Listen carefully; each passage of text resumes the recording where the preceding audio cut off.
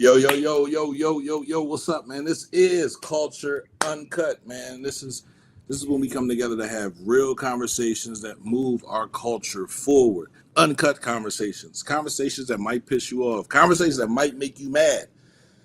I have my two co-hosts, my brothers, man. I have Nasir Young.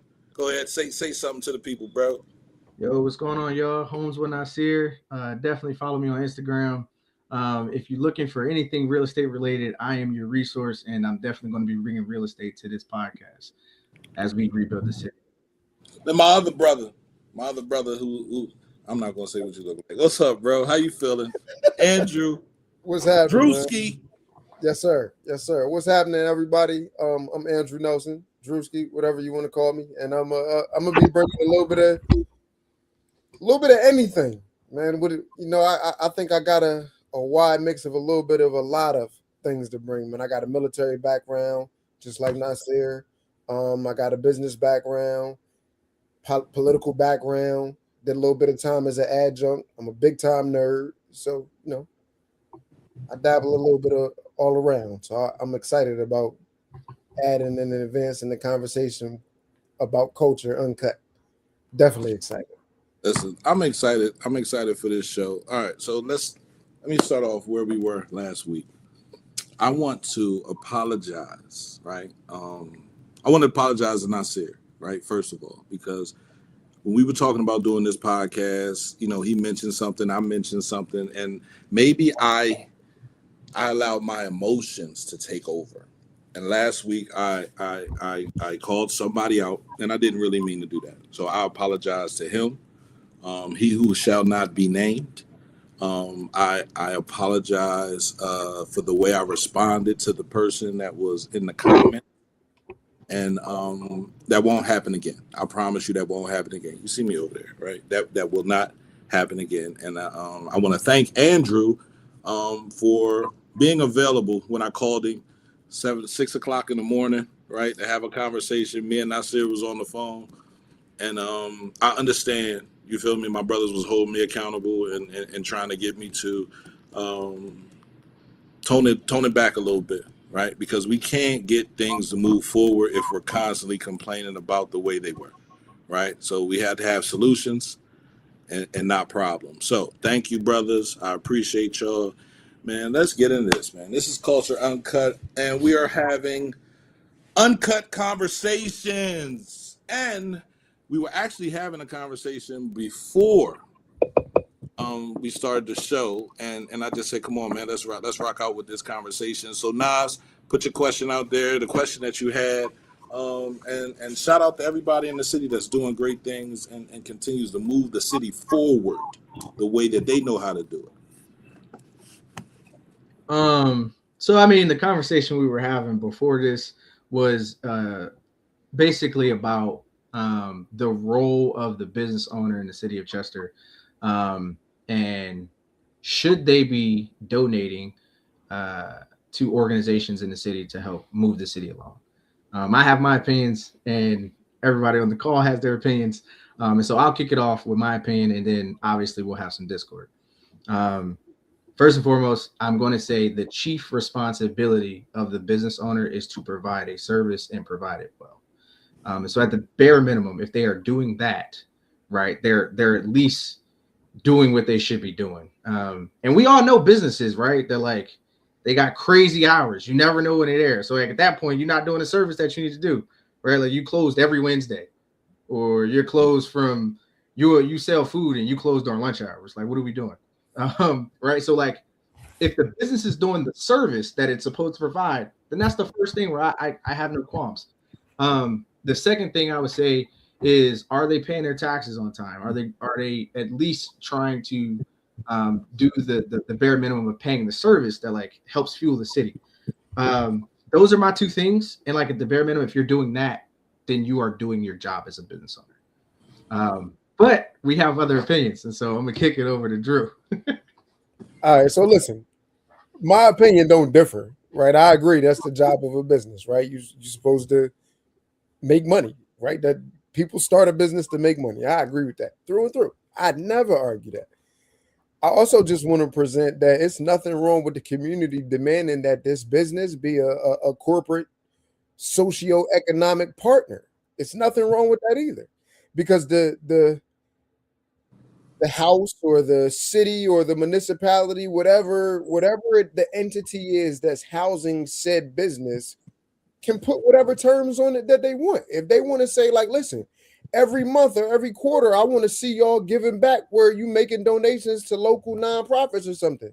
If they say that and that business wants to remain active and profitable in that area, it'll be the business's best interest to go ahead and acknowledge at a minimum and look to provide, because otherwise the community has the ability to say, okay, we're gonna boycott you with our dollar.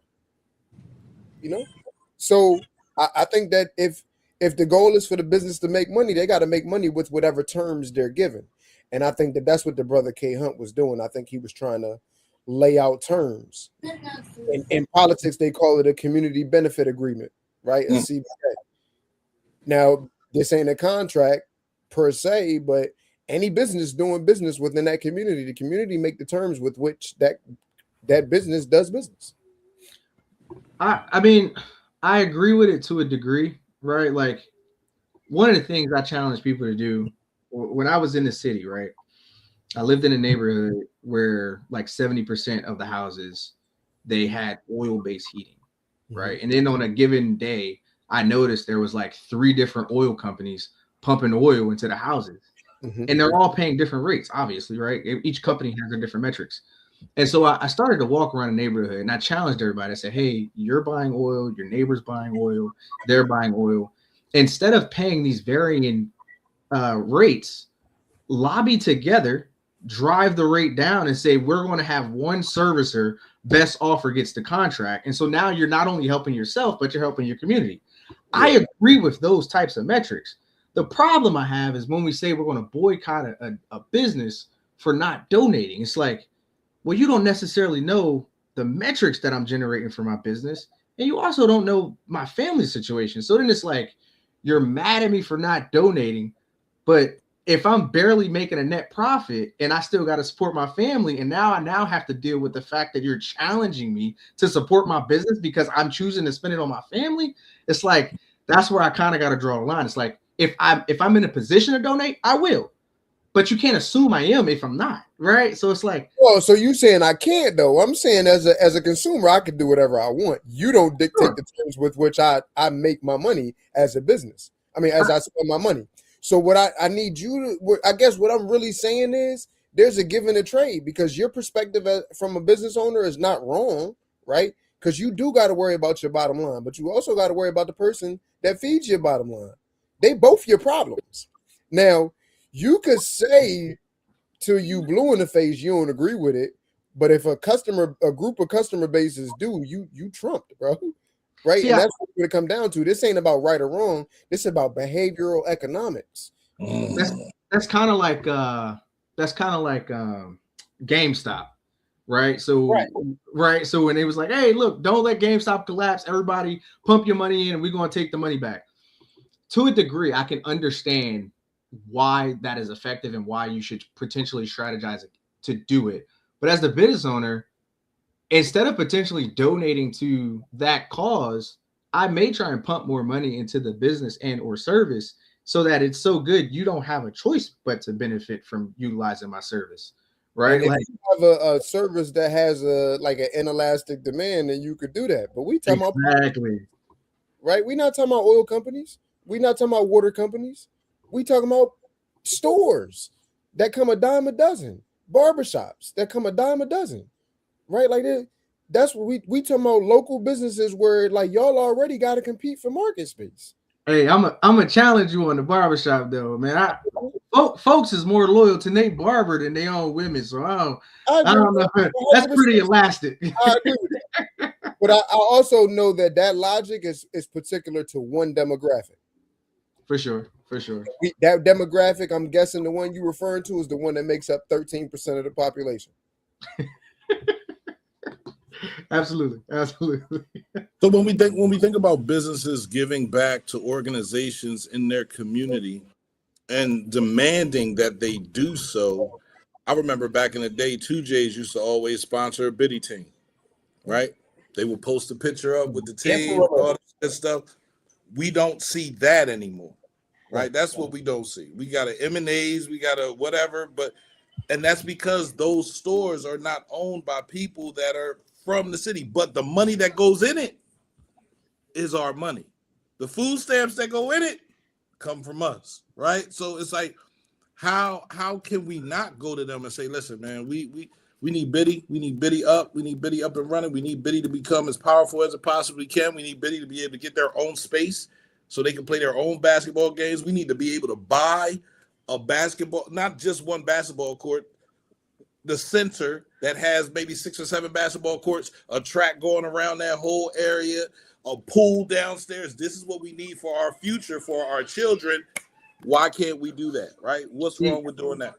I would even challenge you to say that, like, we can put this on the business, but if I'm being frank, I would put that on the citizens and, more importantly, the local government, right? Because what we know is Biddy has been a pillar of the city since forever.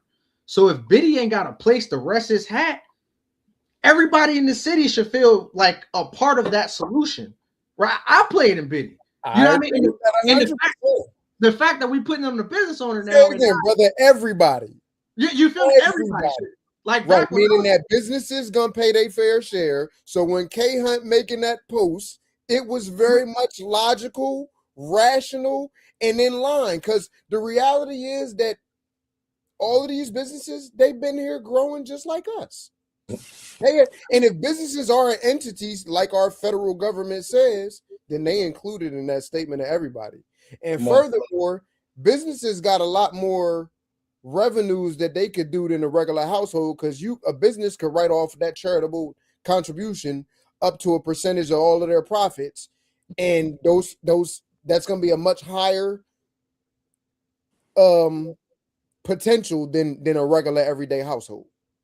I mean, that's tough, and I think that I'm not disagreeing with that, but I would challenge it to say that rhetoric is what stops the small guy, the regular household, from giving up $1, from giving up $5. That, because every household that got a kid playing Biddy already giving up dollars, already paying the $75 to benefit just their one kid. Like, I was on sports teams, right? There's been times where, like, you know, there's a parent that can pay, because if you split the pie evenly, each kid for these various like organizations, in some cases with the uniform, all the expenses for going to the event, right? Yeah. That bill can add up to like $3,000 to $2,000, right? When you playing Biddy, did you do tagging? I was just about to get to tagging. So then, that's what I'm about to say, because the community engages, the community get their money, but the businesses need to as well. Stop trying to give them a pass, bro. Is all I'm saying. You want to give pushback, and I'm saying that they're included in everybody. The community is out here supporting Biddy. The community doing it, right? I don't necessarily part of the community is businesses, and it's a bunch of businesses in this community right now that don't give anything. I don't necessarily know if I would refer to it as a pass, right? Because a pass would imply that they need to be on the hook. I more or less would consider it an optional omission. Like, am I choosing to make this charitable contribution, right? Like, so you saying that people shouldn't apply pressure for their best interest? Is that your position? I'm not arguing that. I'm arguing that apply the pressure where the pressure is needed. I don't necessarily think the pressure is the business. I think the pressure should be the government. So, right? And you saying that they should organize a plan that really pushes the cost right back on themselves, because the government is ran by the citizens paying taxes? Not necessarily. So when we talk about pushing pressure on a business, right, I like to think about boycotting, right? And so one of the ways that we were powerful in boycotting is we identified a business that was, you know, mistreating or marginalizing Black people. We looked at the community in totality and said, how do we effectively strategize against them? And so typically what you would see is, like, if there's 2 or 3 grocers in a city, right, and one grocer is mistreating Black people, then we collectively decide we are going to boycott this and beef one up to the point where we destroy their revenues.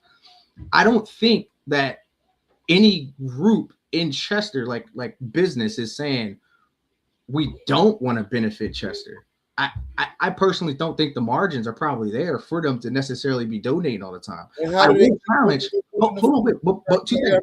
like I will challenge the standard household to say, can the standard household donate $5?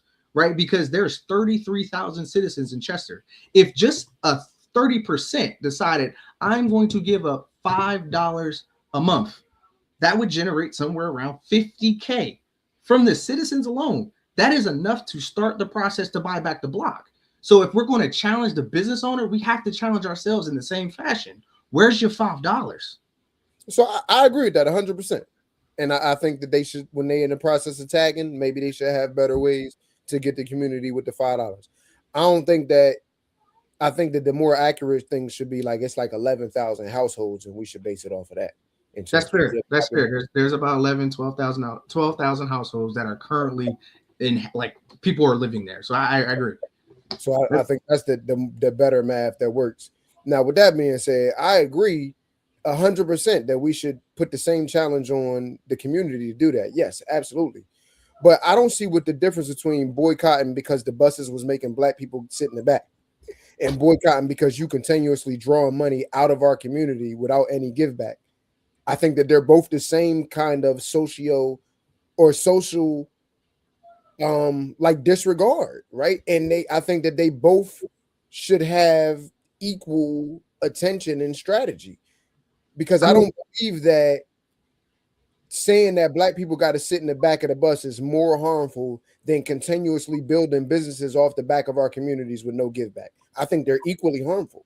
100%. I mean, I would also challenge to say, and this probably would be my last point, because I think I made most of the points I had for the topic, is as much as we can say the business should donate, I would equally say and challenge that the citizens should support more than just this idea that they're spending their money. I haven't seen a post from anybody say Showells was busting last night, right? Like, I haven't seen nobody go walk into what's another spot that's well known in the city, JNS, and be like, yo, next time you out at 12 o'clock at night, you need to run in there and get some. I'm just making points here to be like, you want me to donate to something when I don't necessarily feel reciprocal love. I feel like in terms of like food establishments, the only spot in the city of Chester that like you got our hearts and souls like thick and through for the most part is 2J's. I mean, not 2J's, Just Pizza. But even them, they just changed leadership. So I don't know how that's about to turn out. Right. Like, and Just Pizza, maybe the reason why they got the hearts through and through is because Just Pizza was always willing to donate. But people was always willing to talk up Just Pizza. Like, we'll say Just Greasy, but they would what buy I'm saying is that they're probably directly proportionate. I don't think that it's exclusive. I think that it's because of their willingness to be community partners is why they were talked about. I don't think vice versa. Do you think it'd be fair if we said, let's lead with that? And right, that's changing the narrative of the relationship as well. Whereas instead of going at somebody with salt, let's go at them with honey. And be like, yo, let's remember, Showells has been holding us down over town for years. Let's support Showells and make it a campaign. I don't know, but to ask somebody, effectively what was said. The post was that we need to start supporting the businesses that actually give back and boycott the ones that don't. That was the whole gist of it, right? So I think that you agree, from what I hear.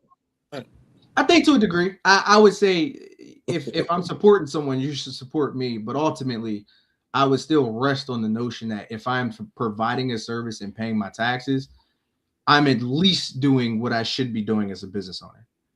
And so it is my option to then donate back to the city, right? Because at the end of the day, you don't know my metrics. Option to spend how they so desire.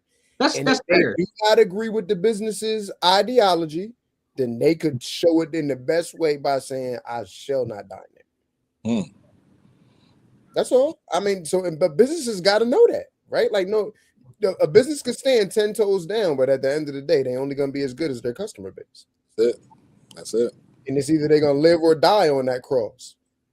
Yeah, I think it was more or less the ownership of businesses that we have in the city aren't people that are from our community, right? And so because they're not from our community, they take our money and take it to their community, right? And then they come back, and then the cousins come back and run the store, then the uncles come back and run the store, then the nephews come back and run the store, and they've been doing that for a long time, right? Yeah. And I think that now we have a group of people that realize that, y'all taking our money outside of the community. The dollar's not circulating in our community at all, right? And when we do have small business like Holmes Hoagie, when we do have Solo Subs, when we do have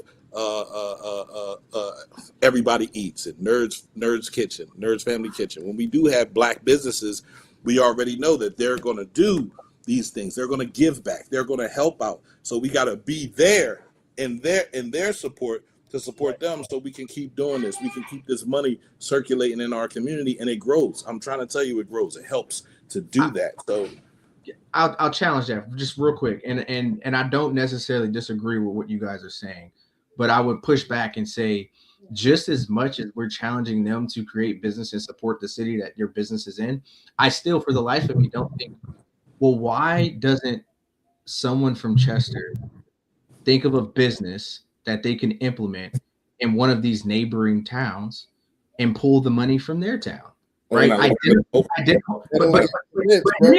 hear me out. Identify something that neighboring town needs and provide a service. Last time I checked, within like a 15-mile radius, there are no fine dining establishments outside of Chester, right? The best you might got is like Stingers, and that's not fine dining. It's just dining, right? So like we know people in the city can cook. Create an elegant soul food spot, right? And then white people going to eat soul food. I don't care what you say. Like, everybody loves soul food. Now you might say, I can't do too much of it because it's not healthy. But if you create a fine dining establishment that is soul food outside of the city, you will get clientele. Period. And then take that money and put it back in Chester because that's where your heart's at. Can I tell you a quick story? Go ahead. So once upon a time, long time ago, started a business with a couple of partners where the math was good, solid business. We had a import export with some sneakers, very profitable. The profit margins were like 65%, minimal debt on the company. Now looking at it, as far as what I understand, it would have been $200K per year salaries co-signing on the loan. We went to 5 different banks in the area, 5, with 5 denials, with no apparent reason. None. I have a home loan in good standing, car loan in good standing, private loans in good standing, $20-something thousand credit card line in good standing, right? But why can't I get approved for this business loan? Now, I think that it's easy to say that we start a business in another neighboring community and do that. And I think you're right? But I think it's not taking into account that there's other factors at play that make it not so easy. It's just not as simple as an idea, even a good one. I mean, I call them. So what we know is that most small businesses, not to say that SBA loans and loans for banks are not available and that are options that people utilize, but statistics suggest that most small businesses start from the equity within your house, right? And so first and foremost, and I'm always going to tie back to real estate. As a citizen in the city of Chester, prioritize structuring your life around acquiring real estate. And then we're going to talk about the trade-off from bouncing between or leaving Section 8. And that's a whole nother issue. But we have to at least acknowledge that the lion's share of how businesses that start from the equity in people's houses. And so if we are not prioritizing getting houses, then we're not prioritizing changing the circumstance. Let's go with that, right? So you got a house in Chester. You do your thing. You work hard. You go get your house. I don't know, $150,000 house. Live in it for a couple of years. Let's call it 7, right? How much equity can you borrow against to start a small business on your house now? You said how many years that I own the house? 7. You've been in this house that you bought for $150,000 in Chester 7 years ago. Right now, today, you got a business. You want to go start a fine dining business. You could do some quick math. Do they got enough money to put their house up for equity?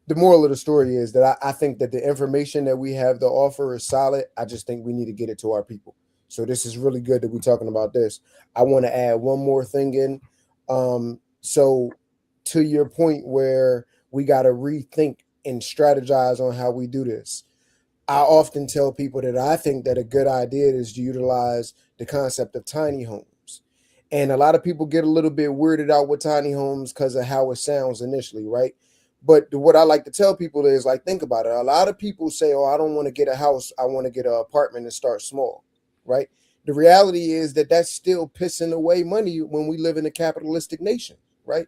Rents are going to continue to rise every single year. You'll never build equity and you'll never see that money again.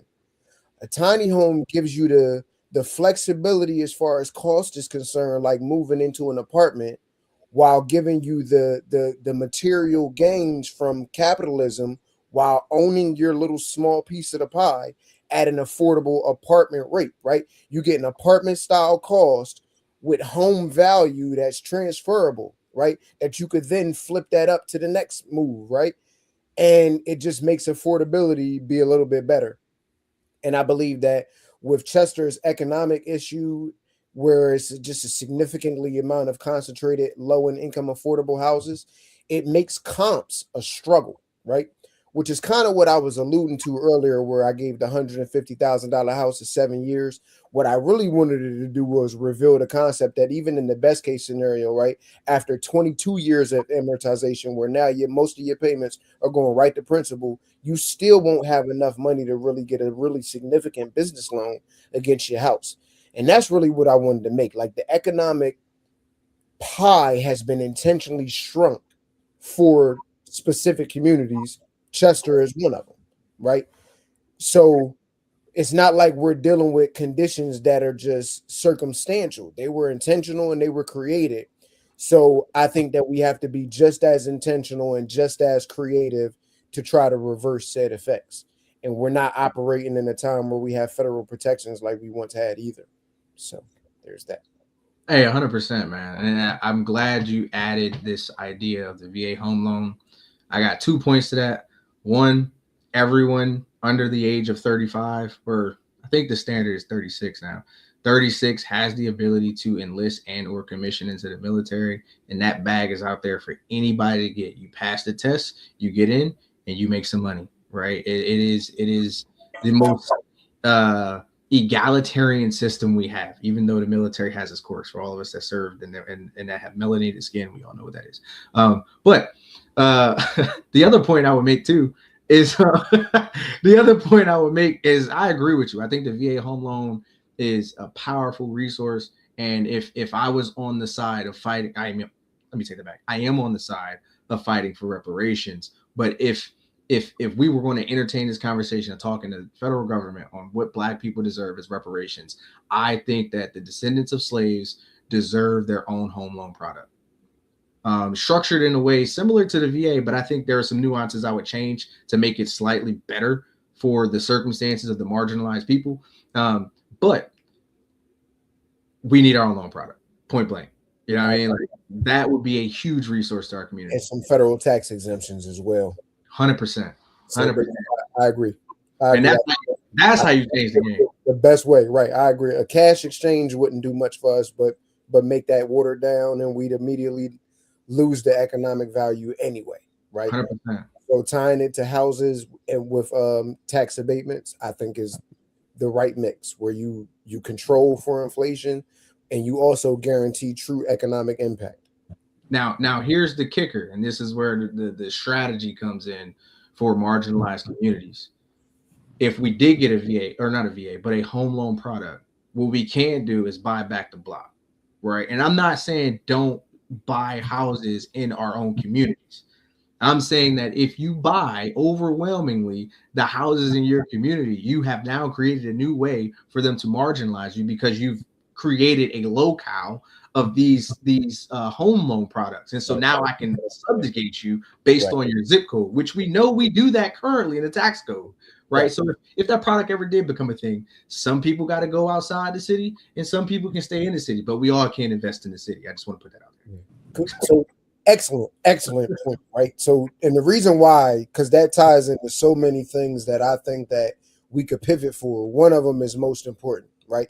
So, what you're talking about is the diversification of risk, right? That's really that consistent theme that shows through and through.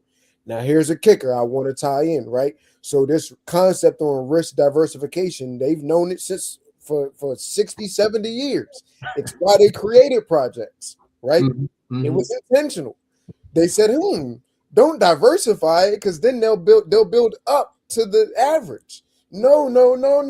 Aggregate it, and then we could build police stations, fire stations, trauma centers, hospitals, schools, and benefit off of the broken disenfranchisement. So what you're saying is do not perpetuate that cycle. Diversify, spread out, so that way there can't be any individual play that says like, oh, we got them all wrapped into one area. 100%. Because we don't need no more Tulsa, Oklahomas. No, we sure don't. So thank you for that addition. Yeah, for sure. Man, this is great dialogue. P, what you got for us, man? I ain't got nothing, man. I'm sitting here learning, man. I'm sitting here bringing in the energy that y'all got, man. I love these conversations. I love to have smart brothers around me, man. Brothers that are thinking well beyond where I'm thinking at right now. I'm just community. I'm just sharing love and giving love and telling people that they can do, right? But you guys are giving them instruction on how to do, and that's important, right? That is highly important. So, we were talking about reclaiming and rebuilding Chester. And you kind of mentioned a portion of what your idea behind reclaiming and rebuilding is, right? The portion where families are giving $5 or coming together to group buy back the block, right?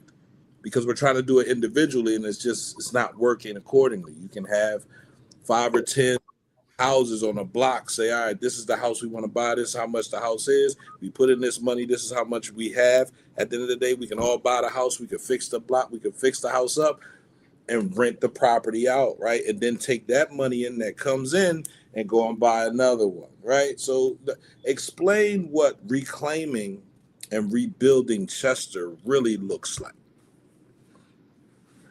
Well, I mean, the first thing I would start with, right, is like anytime you talk about bringing something together, especially in a marginalized community, the first thing we have to talk about is excess capital and access to capital, right? Access to capital, as Drew just talked about, is very challenging for the marginalized community. Excess capital is also challenging because if I got 2 kids to feed and I got a minimum wage job, I ain't got but so much to kind of give. And so we have to talk about sacrifice, right? That is, and in some cases, it's not just sacrifice. It's like, yo, you telling me I gotta get this $5 up and now I can't get this pack of hot dogs type of situation. Like that is a real scenario. Poverty is real. Right. And so I'm not making light of the situation, but you have to put the numbers out there and you have to put the possibility of what can happen because everyone is not that strapped for cash. Right. So that's the first thing we have to acknowledge. The second thing I would say is you have to put the right people in leadership positions to steward the money in a way that makes sense for the community to thrive. Right. And so I'm a firm believer in nonprofits coming in and doing what they do best, right? Helping the city. But when we talk about buying back the block, the strategic plan has to be around helping licensed professionals that know how to renovate a home, electrician, carpenter, HVAC, all those things, right? Work with local organizations and we go in and strategically map out how we want to array our city. And so this is the challenging part, right? Because me and P and Andrew, we had a conversation about this.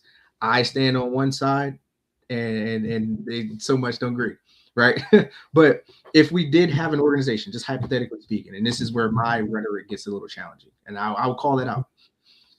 If we did have an organization willing to steward the money and buy the block back, I would target the West Side on where I'm going to renovate houses. Because what we have to do is be able to move people efficiently across the city. Now, granted, we can renovate all throughout the city, but I'm saying the west side specifically because I know there's a lot of dilapidated houses on the west side. On the other side of Chester, you have Sun Village, right?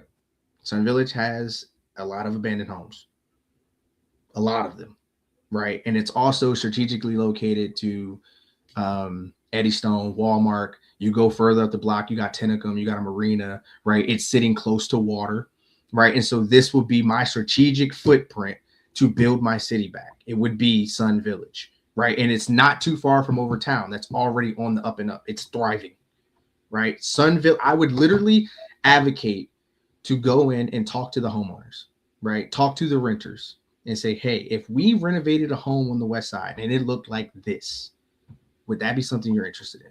Would you move there? Right? And we're not going to nickel and dime you. We're going to give you something good. You're going to have your quartz countertops, your shaker cabinets. You're going to have some LVP flooring. You're going to have heat, central air, all that. But would you move? If they're okay with moving, let's move them out. Let's find a contractor willing to rezone Sun Village, right? And this is a challenging part because then we got to talk about the margins. There's money there, right? But the other thing that is unique about Sun Village is right next to Widener. And so now we pull money from the Widener students, right? Last time I checked, Widener students, college students, they love some coffee, right? Are we making a strategic play to make a multi-use space, apartment buildings, condos, right?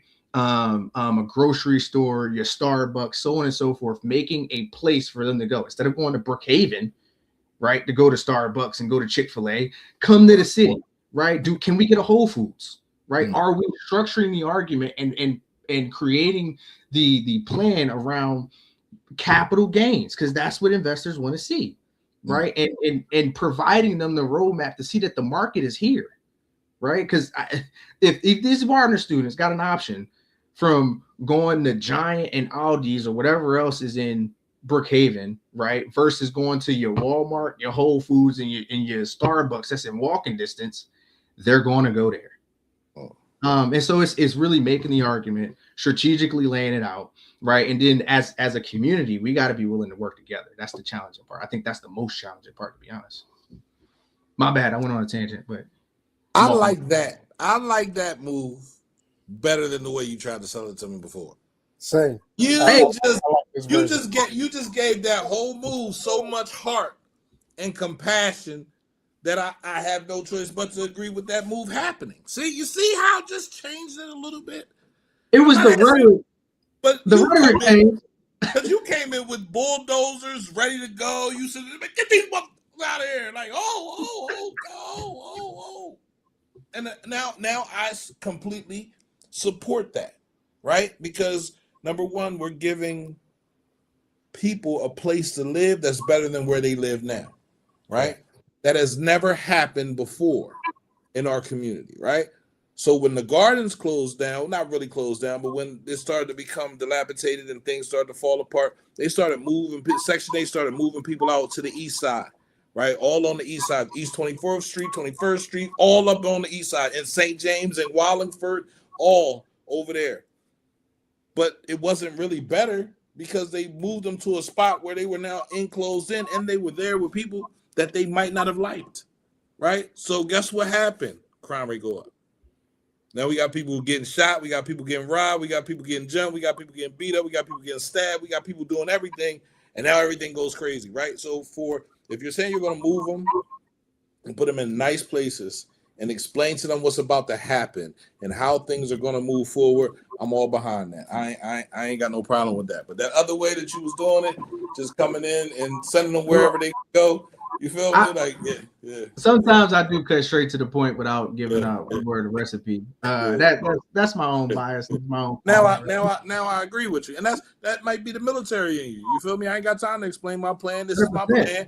It's gonna work. Drew knows it. Drew knows. I'm not about to tell you everything. This is what I need you to do. I need you to execute. That's it. And I said that to you. I said maybe it's just your experiences. My experience is this, man. I love my city. I love my city from the people at the bottom all the way to the people at the top. If we all loved each other that way, we can get so much done.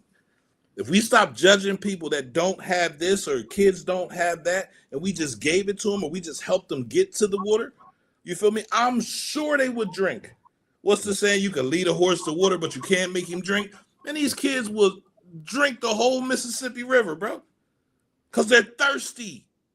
If you take them there, you show them how they can help. If we decide to take 20 kids from CCSA and 20 kids from Chester High STEM, and we gave them the fundamental understanding of what real estate can do, buying real estate, how it can help your business, I guarantee you at least 20 of the 40 would want to invest time in the real estate. They will want to go to school, get their trade, talk to their homie. All right, man, you go for carpentry, you go for plumbing, you go for heating. We're going to go in here, we're going to buy this house, we're going to buy this shell, we're going to fix this joint up.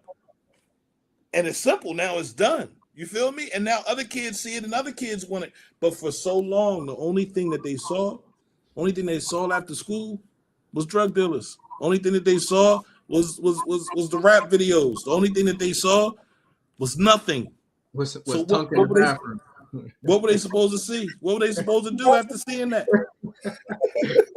Y'all brothers went away and got to traveling the world and was in the military and sir, yes, sir, and doing all that stuff and experiencing and being shown and then giving VA loans to buy homes, and you come back talking about you can buy a home too. No, the fuck I can't, nigga. I ain't got the credit to do that. Like, so it's understanding how to do this. How does it work? And I'm all for that plan now. So let's go. So last point I'll make before we transition. One of the pieces I left out, and there's a ton of pieces that I glossed over the plan. I gave like a very high view of how it could work. But talking about local government, because I always like to tie it back to government. When creating this plan, the local government has to be empowered to say, look, we do believe in this mixed use space, but we're going to challenge you to say that this thing can work and still allocate a percentage of the units that are in this new space to Section 8.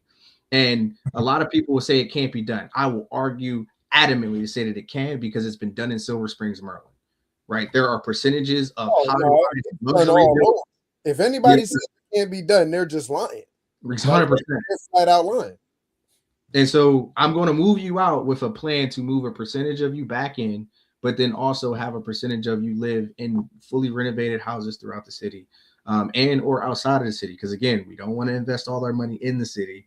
We have to strategically map out putting places outside the city to give our people legs to grow. Right. No, that's a fact.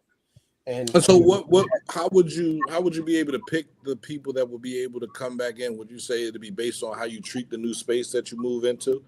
Right? Would there be somebody to go through and check the space and make sure, the kids aren't tearing the place up, it ain't holes in the wall, you feel me? Mom is actually cleaning up and doing what she's supposed to do. She's being neighborly, right? Could you ask the neighbors, like, what would be the right? Yeah, I mean, it's unfortunate, but you would have to create some type of metrics. I don't necessarily know what I would roll out because I haven't put enough thought into it, but like there would have to be something to weed out the bad apples, right? Because everybody ain't good tenants. You know what I mean? And the last thing we need, this was one of Douglas' positions. It was like, I'm not saying I don't want black people to come north, but I don't need all the black people from down south to come north, because we have a culture. We have somewhat of an expectation. And if you come from the South and you are a newly freed slave and you don't have any degree of the acumen that I have as a black politician, because that's essentially what he was, you're going to be more of a disservice than a help. And I do want to help you, but I can't help you that fast. You're going to come up and hurt the movement. And it's a shitty thing to say, because like most people looked at him from that position and was like, oh, you're a sellout. You don't want to help everybody. But it's like, you don't know the battles I'm fighting now. You ain't been in these rooms. So then it's like, I'm not saying we're not going to make a plan for you, but timing is crucial, and strategizing is even more important. One of the things we do in the military, right? Like when we fight, we ain't that great, but what we're going to do is we're going to put ourselves in a position where we're fighting 3-1. Like, the fight's never going to be fair. As an American soldier, I'm telling you, we're not making the fight fair. We're going to win. And like, we have to adopt that mentality, right? Let's look at the plan. And when we strategize it, we are firing on all 4 cylinders. The plan can't be fair. We are trying to cut people down at the jugular. If you ain't from the city of Chester, you ain't with us. You shooting in the gym, bro. It's that simple, right? Like, and so everybody's going to have their turn, but you can't want to rush the door and get yours first. Is what I'm saying. Drew? No, listen, I agree. A combined attack approach is the right way. Everybody got to understand. Now, I don't really agree with the concept of gatekeeping, like Frederick Douglass. You know what I mean? So there's my pushback for that. I don't agree with that, but I also understand the sentiment, right? I don't agree with it, but I understand the sentiment. On Culture Uncut, we will have different segments, right? We have a segment called where is it? The People's Question, right? And literally we have one. We have a people's question. And the question is about police in the community. And how do we improve the relationship between police and our community? Now we have a young brother who, Shep Gardner, who's going through the police academy and doing all that stuff. He's going to become a police officer. I hope that's able to get other young black men to want to be police officers in the city of Chester. I'm rooting for him, right? I want him to succeed. I'm glad I'm not out there in the street anymore. I ain't got to worry about him, pulling up and locking me up, because that's typically how it happens. But he has a job to do, and I have a job to do. And I was out there, and that's to avoid the police, right?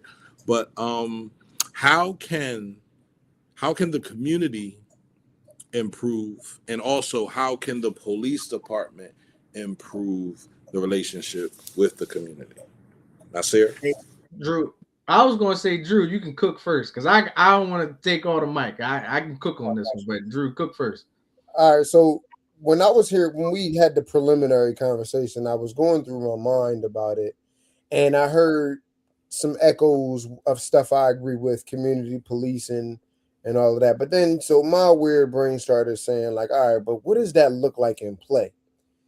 And then I started going through the scenarios, and the only one that I think that really has to happen, and I got to be honest with you, man, I think that there will be no real true advancements in community policing until we have an open forum where the community can come up and have open dialogue with the police that police us, and there's some accountability and some questions asked and answered. I think that until that level of discourse plays out, the tensions are going to remain high, the distrust is going to remain high, and I think that those are the two things that we got to de-escalate, right? We got to de-escalate tensions. You can't look at every cop like they about to fucking kill you, and cops can't look at every human like they a fucking threat, right? So that shit has to be de-escalated off the rip. And then the other thing, like, there needs to be some level of trust established, and trust is best established through conversation and breaking bread. So I think there needs to be some kind of community forum that occurs where, if not anybody has access, then some super influential people in the community can come and act as representatives, right, to ask and answer hard questions, right? And the dialogue needs to be addressed, and that way we can have some kind of foundation of trust established and some kind of pathway that we could build on going forward. Because community policing without both parties hashing that thing out and actually having a common ground, it's a soundbite, right? It sounds to me like you're asking for accountability on both sides. Absolutely. But through conversation and breaking bread, like, it needs to be structured with intention, not just no forum where you got the cops sitting up high and then the audience in the bottom and then there's some back and forth. No, face-to-face, intimate communication, breaking bread, again, with intention, where both sides are asking hard questions. The shit we've all been wanting to know. Hey, I think that works like this. Let's have a dinner, right? Let's invite the police. Let's sit a police at every table. You feel me? Around community members. Let's Yep. put a microphone in the middle of the floor. Let's have community members and police both come up there and speak their points. Let's listen, right? Let's listen to understand and stop listening to respond. Everybody want to listen to respond. Everybody want to hear what they don't like. We got to stop that, right? Because we're at a point right now in our culture that, and I'd say it every day. I say pay attention, right? Pay attention to what's happening. Really look at what's happening. Don't get in your bag and get in your feelings and get all emotional about it. Look at what's happening right now. I just rode from New York today, right? And on my way back from New York, guess what I saw? I had to see at least 50 brand new warehouses built over in Jersey. All of them are empty. All of them are empty.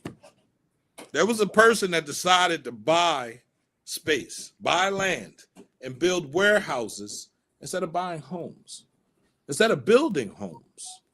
Then I said to myself, well, with everything's going on, they have to put these people that they're deporting somewhere.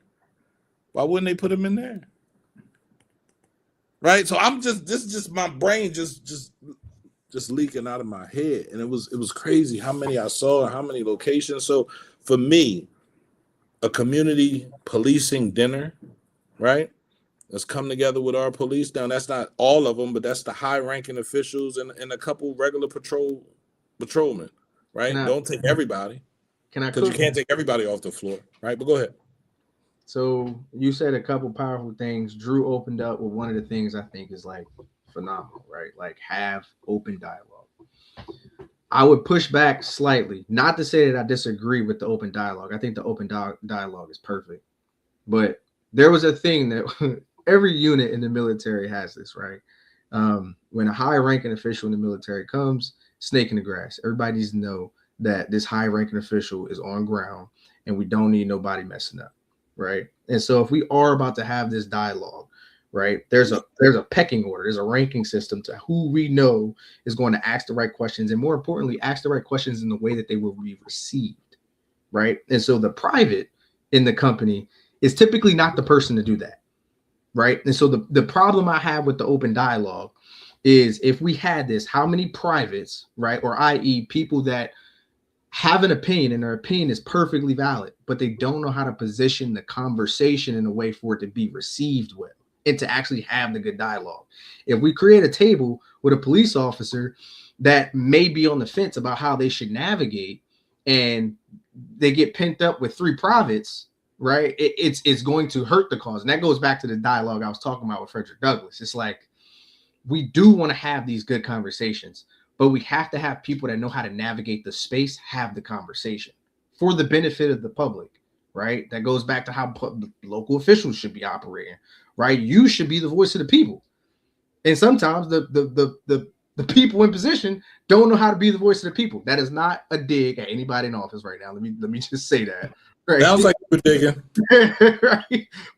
But the point is, we got to be strategic in how we have those conversations. I think that is a phenomenal idea, and that's something that should be implemented. And the person in the room needs to be able to have the dialogue. I would also say that another thing that should be implemented, if you're on the police force in Chester, I think there should be some degree of a rotation where you have to spend time at Chester High, right? Like you have to spend time at the local school district and see these kids in their atmosphere, right? Don't put them on the streets, right? And I'm not saying that the atmosphere in these public school systems is perfect, by no means, any stretch of the imagination. But you got to stop humanizing the person. I mean, you got to stop dehumanizing the person and start to humanize them. And so I would even challenge it to say, let's compound Drew's idea and say, let's have that dialogue in the school district. And we educate the kids on how to have the dialogue, how to have this discourse, challenge the officer to do better, but accept that we are also making mistakes as well, and create a dialogue to create discourse and feed each other. But I mean, you can't expect somebody to police the city that don't love the city. They're not going to do it well because they're more afraid than they are wanting to help. Right. So 100%. Now I'm glad you. So in the end, that's where we pretty much met. Because what I was gonna say was, I don't think we gotta have the right people in the room facilitating the conversation. I think we need to have the right people to translate. Right. The pilots are gonna be the ones that are gonna speak the shit we need to hear. Right. We just need to make sure that there's informed people that can be like, hey, listen, this is what private such and such means. Do that make sense, private such and such? You agree with that? Because the reality is that the privates are going to be the ones that's going to give us the most valuable information. The private is where the rubber meets the road. So I don't think it's going to be effective if we pick and choose, because the right voices are going to be trained to articulate and say the right stuff. Hey, that's a fair critique, and I think that's a perfect meet in the middle. I will concede. I think that's a good one. We would have argued on that drink. We would have sat on here and argued. That's why I love Drew being on this drink. I really don't think I need to be on this podcast anymore. I'm gonna stay in the back room and just handle all the other stuff, right? Because that's where I'm at. Like, a lot of people don't understand what it feels like to wake up and your heat don't work, and you haven't ate since yesterday. So you go outside to try to figure out a way to make $50-$20, right? You're not trying to do a lot, but hey, man, you just messed up some stuff. You just got locked up, right? Now you're fussing. Now you're mad. Now the police beat you up. They didn't have to beat you up, but they did, right? You know, sometimes they take out their frustrations on you. You know what I mean? Sometimes it's them being scared that causes them to act the way they do. Right. You know what I mean? So if these conversations, it curbed that fear. At least that's what my spirit is telling me. And it will. I think it's important to break bread with each other. It's a certain magic that occurs when you eat with humans that it don't happen without that food. So it needs. I second that for sure. I've learned to come together with people that I don't like over food, right? And you know, I was better afterwards, and I actually listened to them because I was eating. We got to have good food though. I don't need no nasty food. So you know. I agree with that. Hey, small plug. Back to the food thing, right? Like local businesses. So if y'all hearing this local business, I challenge you to step up and say, I'm going to provide the space, or I'm going to provide the food, right? Let's get this conversation going. Now that's we really need, and like I said, this show right here is what we need, because we're making plans for our community, right? And a lot of people can take these plans. They're not ours. We don't need to have them. We're just having babies and we're giving them out, right? But I think you know, we say 10 tables, 8 seats apiece, right? And try to put people in spaces to communicate, right? We put, like Drew said, we put somebody that can articulate what the privates are saying. We put the cop there, right? We put a pastor or imam. You were talking about pastors and imams, right? You were talking about that. So put them at a table. So we're talking about 8 different tables throughout, right? And just finding the people to do this, right?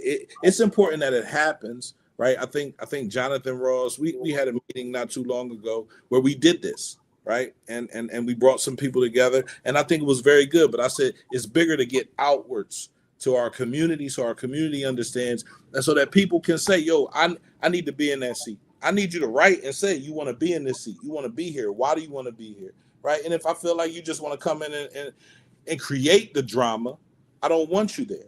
But I get that people are hurt in this community. People have lost children in this community to police. People have lost lives, situations, family, money, everything because of the police. So I get why people will be mad. I understand why people will be mad.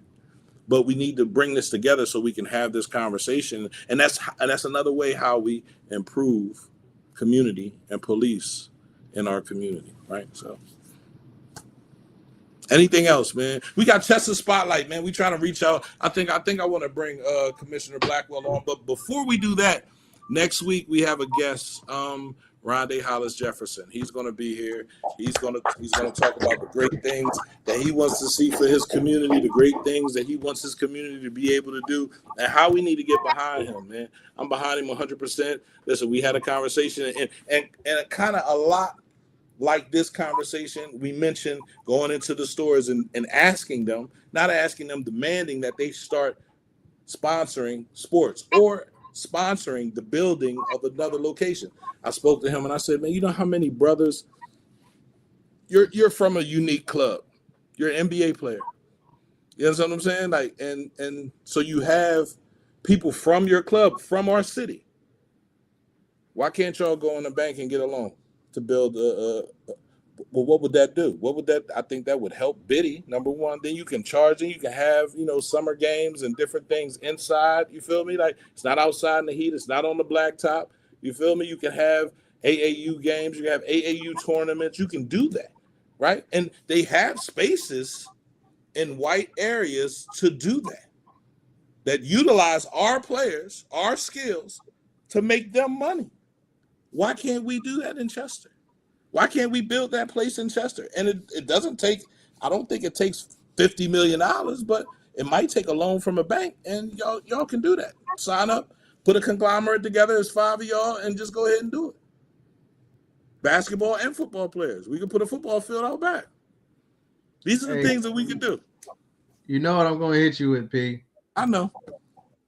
ROI, big dog. You know what I mean? Like, I think it's a great idea, right? But we got to go back to if I take this loan, if I make this investment, I'm not saying it's not impossible, right? But the challenging thing with that concept is where is the return on investment? And I don't want to make everything about money, but when we talk about doing things and strategically mapping things out, the plan has to be able to generate a profit to support the loan that was taken out for the idea to begin with. And so when we talk about it, it's like numbers have to drive this conversation. But outside of that, like in terms of like the idea and the concept, 100% on board. Yeah, I have great ideas. I just don't understand the ROI situation. I'm all about love, so let's do it. It's the way to navigate around that ROI. Here go the thing. And that's where Drew comes in. NBA players going to the bank and taking out a loan, they can go to their accountant and find out what their max charitable contribution could be from that year. They can pool that and utilize that contribution to develop Chester High's gym that can then house Biddy, that can then house AAU, right? Develop that parking lot right next to it so that way we can have adequate parking to house said games, right? And then the ticket sales can go back into the damn school district to make that program perpetual. So with that being said, how many people? That's his name. I'm gonna change his name. So with that being said, how many people on this live are willing to put in the time, right, to write some strongly worded letters to these people? Right, get on Instagram, start dropping in the inbox, Facebook, start dropping. We got. I mean, I'm pretty sure all three of us got access to a paid version of AI that can do all of that shit for us. So that ain't about nothing. That's fair, but it's even better when it's coming from a weight of people and not one person or one small. That I agree with. Right, so like, how many people on this live? How many people on this live willing to go on their chat bot and jazz up something and send it to Kevin Durant? Can we just get it signed? Can we just go around and get it signed as opposed to people doing that, right? Knock on some doors and get some signatures. Isn't that the same as everybody writing their own letter? It is, but it ain't. It is, but it ain't. It holds the same weight to say that multiple people care. But in terms of the consistency and like potentially annoying factor of getting your inbox lit up, it's a drastically different thing. I agree with that 100%. Okay. One letter to a congressperson with 2,000 signatures is not the same as 2,000 phone calls to that congressperson's office. 100%. Light them up, bro. And I think that's another thing we don't do enough.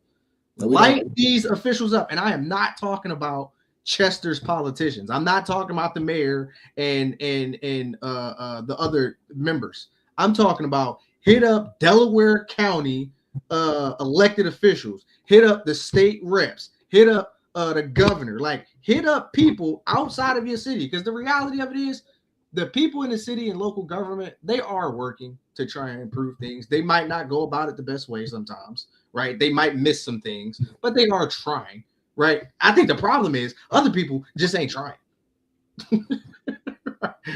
So hit them up. Absolutely.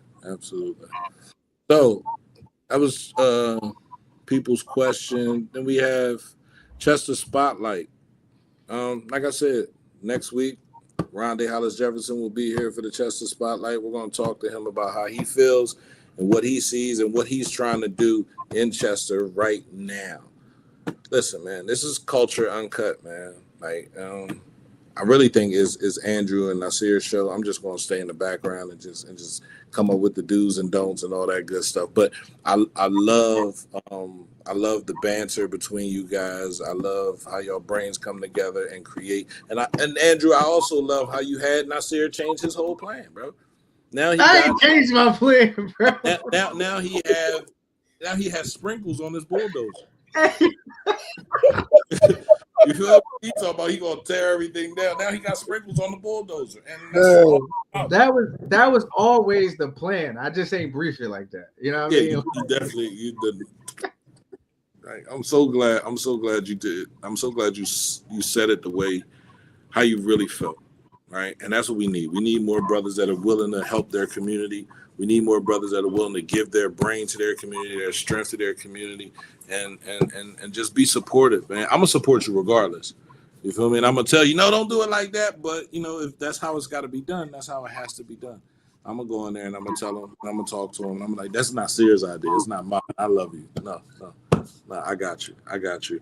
Anything else, man? Come on, Drew. Hey, give a special shout out to the police chief, man. Yeah. Police commissioner. First black is a Black History fact, right? Yeah, definitely. First black woman commissioner, Chester, PA. Commissioner Blackwell. Shout out to her. Yes. She come as a guest in what, 2 weeks? Yeah, I'm gonna reach out to her and see if we can get her to come through. Hopefully she has time. She gotta reach out. Right, and it doesn't have to. She doesn't have to stay for the whole show, but get her to come through either for the first or the last. You feel me? We'll break down the sections. She need to understand that we're fans. You know what I mean? Like we supporting this thing. Well, a lot of people say, "P, how can you be fans of the police?" Well, first of all, if something happens, I gotta call the police. Somebody breaking my house, I gotta call the police. Somebody breaking my car, I gotta call the police. Something happened to my kid, I gotta call the police. So I don't have a problem with the police. I have a problem with the police when they pull up like they got a problem with me. Right. That's it. I'm not the culprit in this situation. And when I was the culprit, I pled guilty. I'm not paying a lawyer to go to jail. It's mine. I had it. Thank you. Give me my jail time. Let me go away. You feel me? But for everything bad that happens in our community is a result of someone not thinking things through fully. That's it. Right? And when you talk to somebody about their regrets and the things that they wish they could do better, they usually focus on what they did wrong. Right? And you can't knock a person for that. But and that's the kind of accountability I need from the police. So shout out to John Ross, man. That's my brother. We grew up together. What he's trying to do, and get police trained a certain type of way. But I think community policing starts with getting outside of your car, walking through a community, talking to grandma, because grandma gonna come to you and tell you, my grandson's out there. Can you go find him? Can you go talk to him? You know what I mean? Bring him back home. And you really bring him back home. You're not trying to lock him up, right? Now, if he gets caught with, 10 kilos, I understand that, right? You got to do your job. But, he's smoking a blunt, and he got a little pack on him, dump the pack out, step on it, and take him home to his grandma and tell him you're not going to give him another break. That's community policing. And that's what it was. That's what it was like. And they just took the pack. They ain't step on it. But that's what it was like when I was coming up. Yeah. Right? So, they understood they needed the community to police. But somewhere we got away from that, and it was no longer about solving crime as much as it was as forcing compliance. Mm-hmm. Mm-hmm. And I think that those conversations break down the barriers. And P, when I heard you say when people are like, "Oh, how could you trust the police?" That's a fair sentiment, right? But all they simply saying is understanding the oppressive state that we've been in. Not because that, again, you hit the nail on the head. If some real shit go down, unless you got access to street resources, you call it 911. You feel me? So you're absolutely right.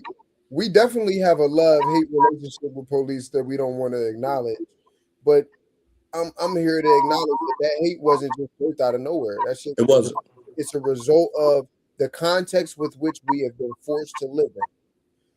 So I will not acknowledge that, but I also do agree and understand that we got to be willing participants in this to make sure that we not getting over policed. And the first step is having a commissioner from Chester, right, for Chester. And it showed when she got her at that city council meeting was real. It showed that it was a reception of community, that she was about community, right? And that's what's really going to change this tide in policing in our community. We got to be policed by our community. That's it. I'm gonna shut up because I Nasir? long. Hey, I mean, y'all hit all the points I would hit. I mean, police by the community, which if anybody watching this hasn't picked up on, right, there is a route for kids that are seniors in high school to go to the police academy and become officers.